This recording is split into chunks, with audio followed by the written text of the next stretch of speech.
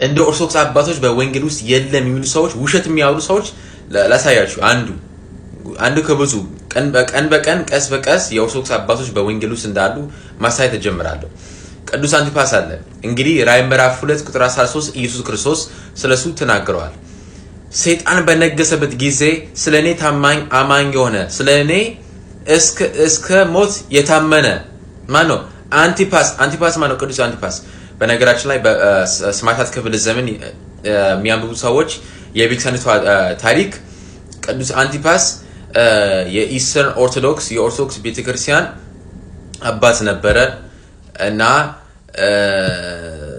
ስለ ክርስቶስ መስዋዕትነት የከፈለ።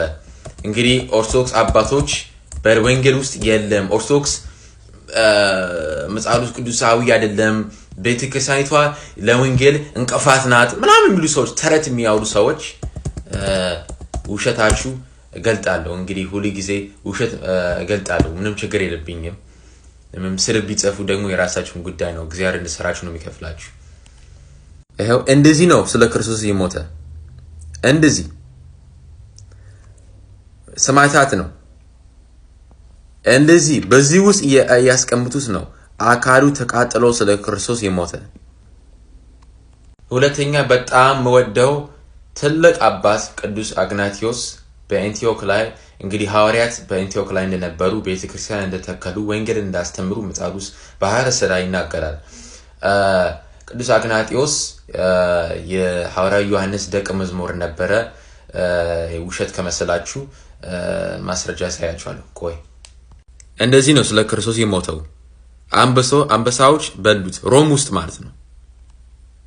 በሰማዕታት ክፍለ ዘመን መስዋዕትነት የከፈለ አባት ነው።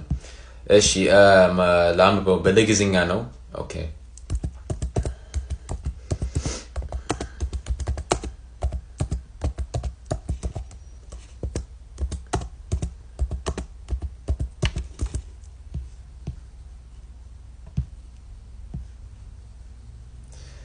Okay, John the Apostle. Nothing is known of Ignatius' life apart from the words of his letters and his later traditions. It is said Ignatius converted to Christianity at a young age. Tradition identify him and his friend Polycarp as disciples of John the Apostle. እሺ በጽሁፈትና በትውፊቱ የታወቀ አባት ነውና በትንሽ እድሜው ወደ ክርስትና የመጣ እና እሱና ፖሊካርፕ የሐዋርያው ዮሐንስ ደቀ መዝሙር ነበሩ ብሎ ይናገራል። በማስረጃ ነው የማወራው እና ቀስ በቀስ እያልኩኝ